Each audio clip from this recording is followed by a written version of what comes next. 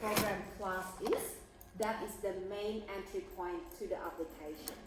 So then when you run this application, it's going to execute the code in the main method, and this main method is basically just to run the form. So the form that we are going to run is what we call as form 1. So that is what we are going to run when we run this application. Now, before we move on to form 1, I'm going to show you the next part of this file here. So if you have a look at your program.cs, right? So the interesting part about this file, it actually has a few classes definition. So if I want to hide the definition of program class, I can click on the minus sign next to that, and then you can see there's another class definition here called payslip. So this is an incomplete class, and this is just to show you where you can add the definition for payslip class. Then we also have another class defined, which is still an empty class. And then moving on, we have another one here, and then we have another one. Now, so how many classes can you see in this program.cs that hasn't been completed yet? How many? 4. Very good. So we have payslip, and then we have pay calculator, no threshold, and the one with threshold. And also, you can see the pay calculator, right? Now, so one thing that I want you to note first, we have inheritance relationship in these classes. So which one is the base class of the other classes, of 2 other classes? Which is the base class? Pay calculator? Yep, very good. So pay calculator is the base of which classes? Pay calculator with threshold and without threshold? Very good, yeah. So that's the relationship between the classes, right? So the first one, it doesn't really have any relationship stated at the moment, but we'll talk about the type of the relationship with the other classes. Now, so for part 3 again, you need to complete all these classes. But remember when I mentioned earlier, your solution may be using 7 classes or fewer number than 7, or there could be more classes. So it's really up to you how you want to implement that.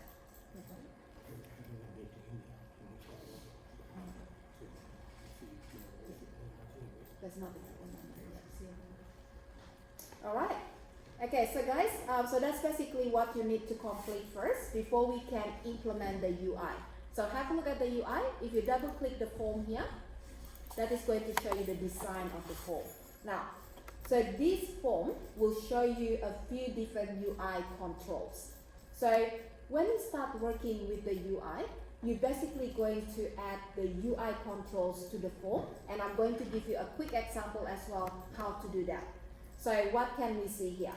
The list box, and then we have label, then we have a text box, and then we have a calculate button, right? Then we have a save button. Now, so if you have a look at this UI, it doesn't really have any functionality implemented yet, but the UI is already completed. So the user can see the control, but nothing will happen when we click the button yet. So I run it, and then let's have a look at this form. Okay, so that's what it looks like. Now, imagine this. I'm going to display the 7 employees details here when the form loads. So what should be displayed here? The ID, the first name, and the last name of every single employee, right? And then the list box will allow me to select one of the employees. So I can select one of them, and then I enter how many hours the employee worked this week. So for example, I type in 10, and then I click the calculate button, and this is going to perform the tax calculation. So once the tax calculation is completed, it's going to display the payment summary. Remember again, the payment summary will include a lot of details. So we need to display the employee details, the ID, first name, last name, and then we also need to include whether the employee has the tax-free threshold claim or not. And we also need to include the gross pay, the tax amount, the net pay, and the super information in this section here. So this is where you have the whole list of summary for that payment. Now, once you have displayed this information, then the save button will appear, because at the moment it's hidden. is not going to be displayed until we display the payment summary. So when you click Save button, the summary details will be saved in a file. So the operation that you have to complete is actually quite similar to what we did in the first project.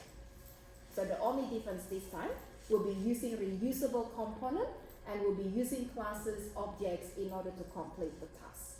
Right, so that is just to give you an idea again. Why did it take so? Yeah, sorry? I thought when you ran it, when you press calculate, did something show up? Nothing. Yeah, okay. Nothing show up. Okay. Okay, so I'll show you there a couple of things that you can do with the form. So when you right click the form file, so remember again this is form1.cs, you have two options to view the form. You can view the designer, which is what you're looking at the moment here, and this is what we call as the design view of the form. So when you're looking at the form in the design view, you can modify the control. So you can resize the control, we can reposition the control, and you can add more control if you want to. So the controls can be found in the toolbox window. So that is where you can find all the controls that you may want to add to the form. So that is what we call as the design view. Now, the second type of view is the code view. So if you right click on the form and then you go to view code, then you're going to be able to see all the code for this form. So I'm not really going to explain all of this yet, but we have button 1 click, and then we have button 2 click, and so on. So you need to complete the task behind each of these buttons. So when the user click button 1, this is going to tell you what's supposed to happen. And then when the user click button 2, then this is what should happen. So that will be all the logic that you need to implement. So that is just to give you the overview of the project. Now, you are not expected to know how to complete all the tasks yet, right? So this is just to give you the overview. So let's try to play a little bit with the Windows Form application. So I'll show you how we can build one. Can I get you guys to close that project and then we create a new project? So this time we are using Windows Form project. So create a new project, guys. Let's do that together with me.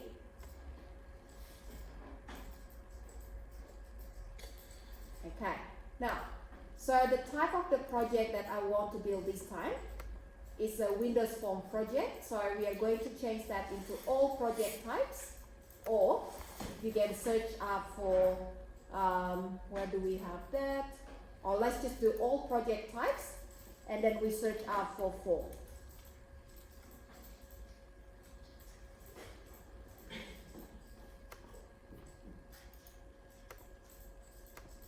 Okay, can everyone find Windows Form app? I can find it.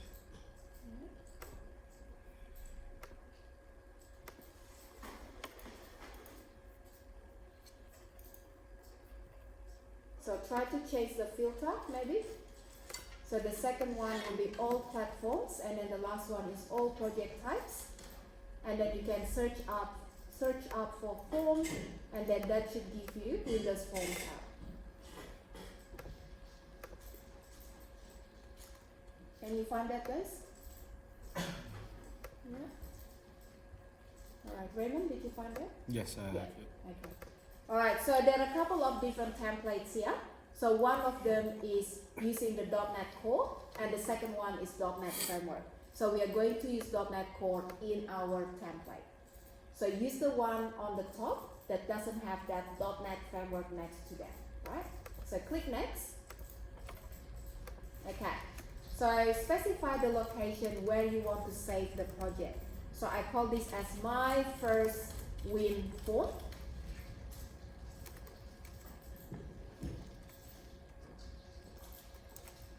And then change the location if you want to. So this is my first win form. And then click Next. Okay, and then we click Create.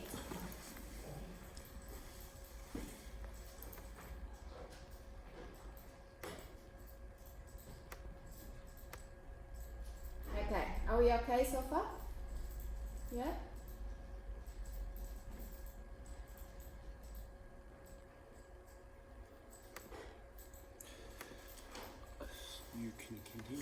Okay, now, so the application that I want to build is going to be a simple application.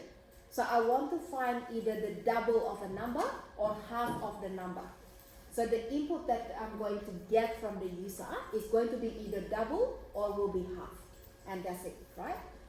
Okay, so before we design the form, which the part that everyone loves, because you can also change the color, you can add some images if you want to, we are going to do the other part first. How do we approach our task using object-oriented programming methodology? What is the first thing that we have to do?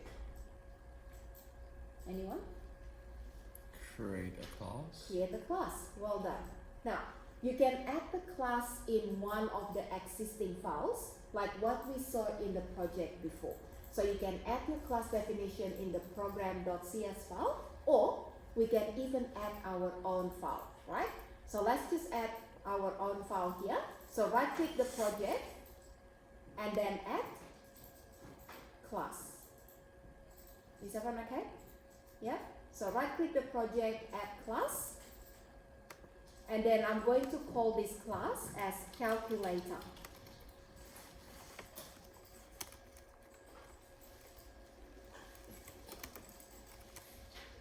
Okay.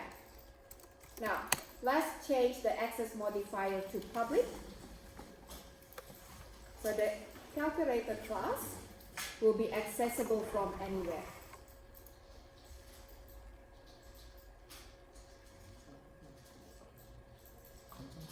Okay, so next question, guys. So if I want to create an application that will either halve the number or double the number, so how many methods do we need to build here? What do you think? 2? Yeah? So we need to build 2 methods. So the first method is to double and the second one to halve the number. Now, the next question is, how many fields do we need to define? 2. So what are they? Up and down. Double and half. Oh no. Int number. Number and option. Okay. So what is the minimum that we need to store? Do we need to store both of them? No, 1. Only 1. Yep. So the minimum that we need to store is the number. Right. So in order to store the data, I'm going to define the property, and this is we're going to use the automatic property again. So do we remember the automatic property? Yeah. What is that automatic property again? Get and set up. Yes. What is that? What's the shortcut for prop? Yeah, prop. Very good. Oh. Okay, so I'll put the comment here. Auto prop, automatic property, right?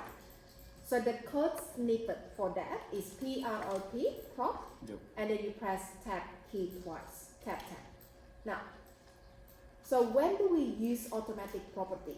What is that automatic property again?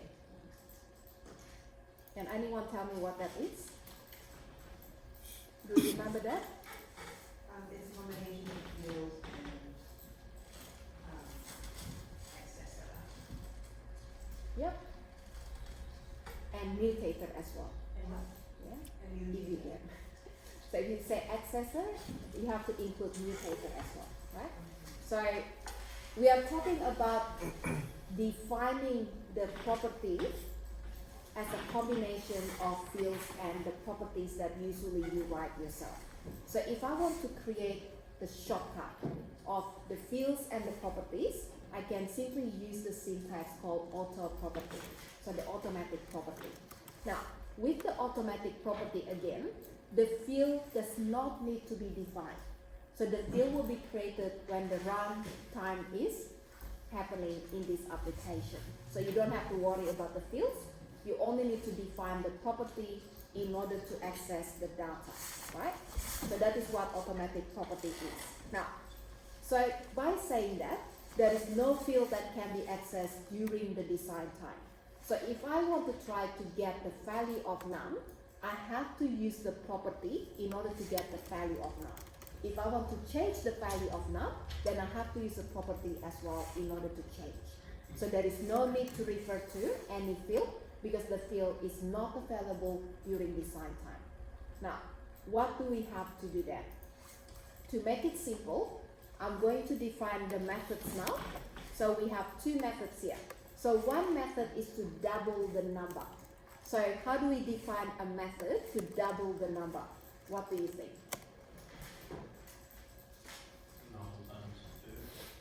Yeah, so we need to declare that method first. So how do we define the method header? What do we start with? The access modifier first. Public. Yep, good. And then? Double. Yep, so the return value. And then? The name. Yep, the name. And what else? Oops. Bracket. Brackets. Okay, good.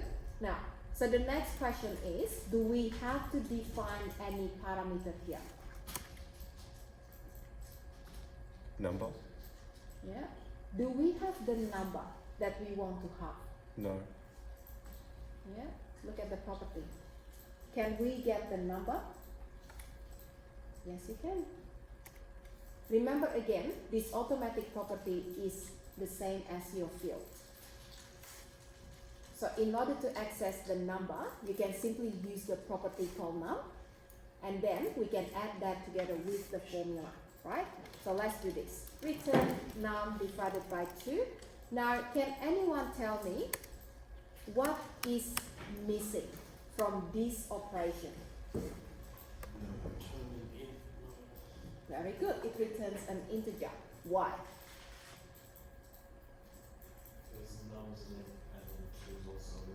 Excellent. So that is integer division because both of the values that we are using in this operation are integers, right? So integer divided by integer will give you an integer. So in order to make sure we get the accurate result, in this case, what do we have to do again? Brackets double. Very good. So we can cast the, yeah, very good. So one of the values into a double. Is there any other way to convert this into a double? Can you either just put 2.0 or 2D? Very good. So we can use the suffix d, or we can make that into a double value, right? Okay, so I'm going to add the suffix d because I think this is the one that we haven't really used for a while, yeah? So that is going to change the type of 2 into a double. So when you have int divided by a double, the result is a double this time. Alright, so the second one will be the same. This time, because we are going to multiply by another integer, the result of the int multiplied by int is going to be an integer as well. So I don't have to make that into a double this time. So let's call that as double int. And then we are going to return and then the formula, right? So num multiplied by 2.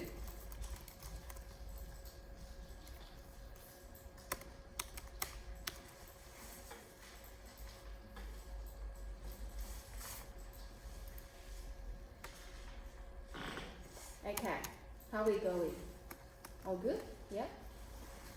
So why is it you don't have to take an input in the line 15 and line 18? Okay, so why we don't need to take any input? That's a question. So what do you think the answer is? Anyone? You've already declared a field for the number, so it has that value there already, so you give the value and it has it. Yep. Because it's already there as a field, so it's like Is it being stored? it's Yes. stored. It's a num is like it's like X waiting for you to choose what number it's going to be in the calculator. Oh, so that's what you it. store the number separately to when you operate the That is right. calculation. You need to put the number Excellent. in storage first. Okay, so let's see how we can store the value, right? So we need to store the number first and then we can perform the operation afterwards. Right, good, excellent. Now let's go back to the form this time and then open up the toolbox window. If you cannot see the toolbox window, then you can go to the view menu and then click on toolbox, and that is going to open the toolbox window. Right, so the toolbox window is going to give you access to all the different controls that you can add to the form. Now, we are going to go to the All Windows Forms section.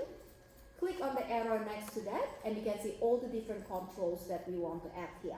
Sorry, here on the toolbox. Yeah, so if you cannot see the toolbox on the side, you go to view, and then you click on toolbox menu. Okay, can you find that now? Yeah, okay. Alright, so guys, next thing that I want to do, I'm going to add a label. And then after that, we are going to add a text box. So scroll down and find a text box control. So there are different ways to add the controls to the form. You can either double click the control, or you can drag that to the form, or you can simply just click once, right? So there's many different ways to do that. So give it a go. Alright, so if you are not happy with the position of the control, you can always drag them. So select the item and then move this around and put that into the new position that you like, right? So that is just moving them. It's a text box, right? A text box, yeah. So this is a label and this is a text box. Alright, so one more thing after this, and then we're actually going to add two more things. So we have a button. And then the last one here, I'm going to add, let's say, another label. So let's add another label at the bottom here. Text box. So label, text box, button, and label. Text box, button, Yeah. Still doesn't, it doesn't say anything in the toolbox. It doesn't show anything else. Exactly. So let's see. Oh, it's still initialized. It's not moving. Okay, try to close that. Okay, and then go to the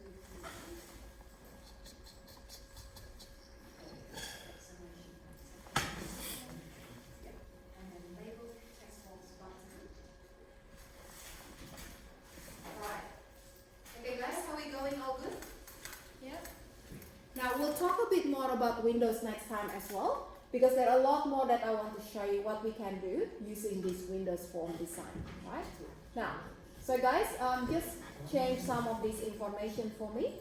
So when you click on a control, just use mouse key, click once. So don't double click, click once, and have a look at the properties window. So the properties window will give you the information about the selected control. So you have label 1 that is currently selected here. Now, if you have a look at the properties of the currently selected control, you can see the name of the control. And I want you to try to sort your properties in ascending order. So make sure the second icon that we have here, this is selected. If that is not selected, that means that is not sorted in alphabetical order, yeah? Now, once you get used to the different properties, you can always remove that sorting, so you don't have to have that sorted anymore, right? Okay, so the name is label 1, and then if you scroll down and have a look at another property of the label called text, can anyone tell me the text of this current label? What does it say? Label 1. Label 1, yeah? So can we change that into enter a number?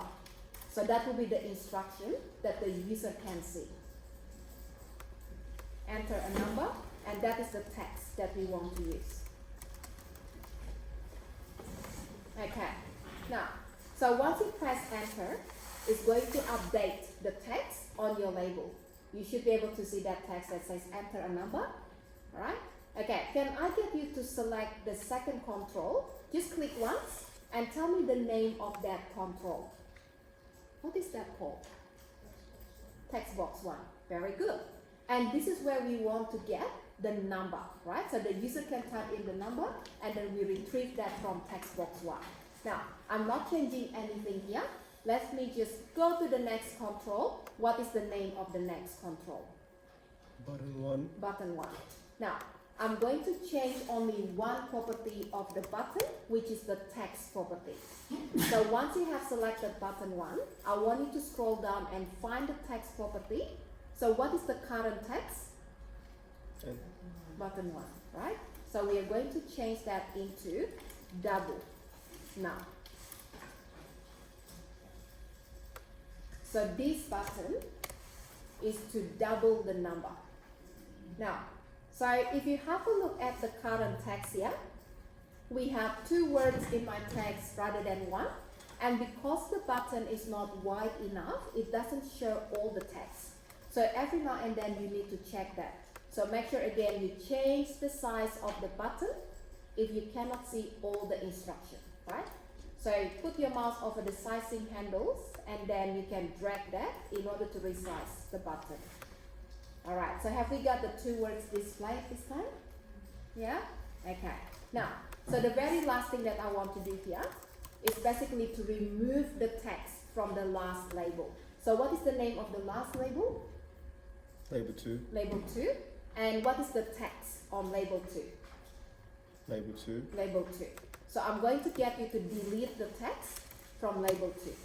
Alright, so press enter and then there should be no more text displayed. Okay, so that's basically my first example, and then I'm going to add the code in order to do the calculation. Now, this is the part that we need to implement the code behind the button. So in order to add the event handler for this button, you can simply double click the button. So double click the button and that is going to generate the event handler for you. So have a look at the code here. Button 1 click. So when the user click button 1, what do we want to do? Now, this is the part where we are going to add the code in order to call the method to double the number, right? So if I want to do this in the object-oriented way, remember again, we are using classes and we need to create the object. So what do we have to do to create the calculator object?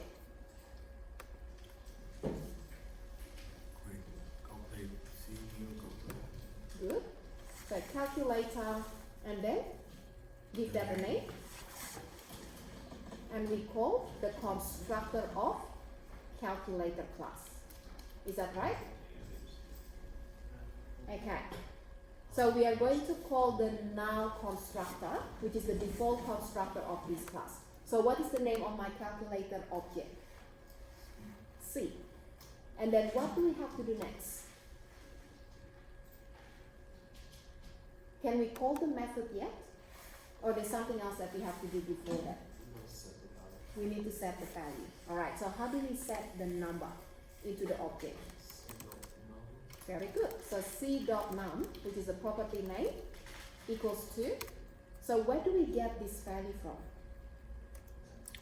Text box. Now, if I assign the value from the text box, the type of the value is a string. So what is the type of num? It's an int. So what do we have to do in that case? Convert it. Convert that. So how do we do that again? Int.parse. And then we are going to get the value from the text box. So what was the name of the text box? Text box 1. And then in order to get the value inside the text box, we have to use the text property of the text box. So textbox1.text. So that is to get the value inside the text box. Now, so once we have done that, what do we have to do next? Have we got the number that we want to double? Yes? So how do we double that? C dot? Double. Yeah, so double it. And then Brackets. brackets. And what else do we have to do? Put your double. When I put the int in there.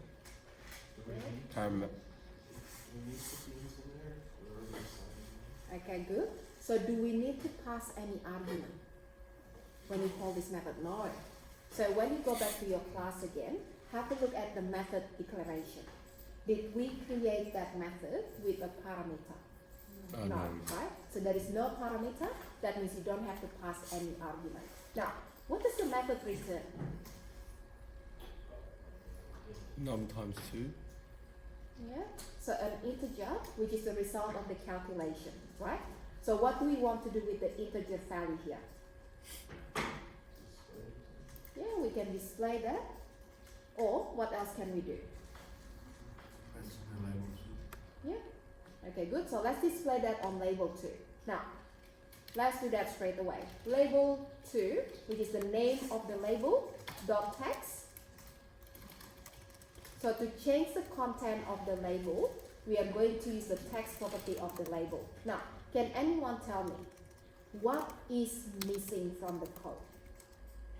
Have a look at the message. Cannot convert int to string. Yeah. Okay. So what is the type of text? String. It's a string. So what is the result that we have here? Cannot convert into It's a an string. integer. So we need to convert the integer value to a string. How do we do that? Dot to string. Dot to string. Very good. So we can add another dot at the end and then call the toString method of the integer in order to convert that to a string. Right? And that's it. So that's done. And then we can test that. So run it, F5, or you can click the button here in order to run the form. We haven't got any exception handling code yet, so there's no try and catch. But if you want, you can try to add that later on, right? Okay, so enter a number. So let's say 6, and then click the button, and then that is going to show you the result here, 12. And then again, put the different value, and then click the button, and that will give you the result of the calculation. Now, so what we're going to do from now on is to start building our application using object-oriented methodology. So that means we start with the class or the classes, and then we are going to build the UI after we finish with the classes, right? So what do we need to do then? With the UI, we start with adding the controls first, and then we add the code behind the form, and then remember again, the code behind the form will be using the objects of the classes. So this is how we create the object of the class, and then we call the method, we use the property to store the data, and so on. Now, guys, I wanted to try to explore Windows Form a little bit more at your own time. So if you can bring this project home, and then try to add the second button in order to have the number, and then do the same thing. So the second button is going to get the input and store the input, and then call the method to have the number, then display the result. So give it a go, yeah? So just go back again to your form at home, and then double click the form, or you can right click the form, and you can choose which one that you want to view here. Do you want to view the design, or you want to view the code? So if you want to add another button, then you have to view the design, right? If you want to add the code, then you have to view the code. So that is the 2 different things that you need to do in order to complete the task. Alright, so if you want to resize the form, you can always do that as well. So you might not like, how wide the form is. So use the sizing handle in order to change the size. So you can do that as well. Alright, so that's what we're going to start creating from now on. How fun is that? Can't wait. Yeah, and there are a lot of things that you can do as well. Have a look at the properties of each control. So many different properties that you can modify. If you don't like the font style, you can change that. Do you want to make the font bold? Yes, you can do that as well. Can you change the background color? Yes.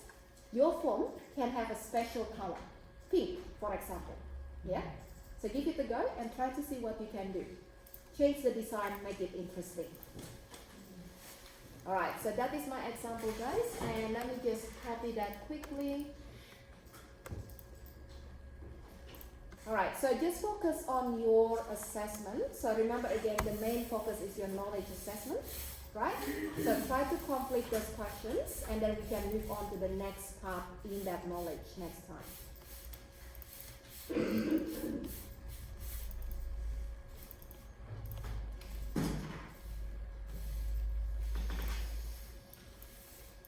Did you get a new background?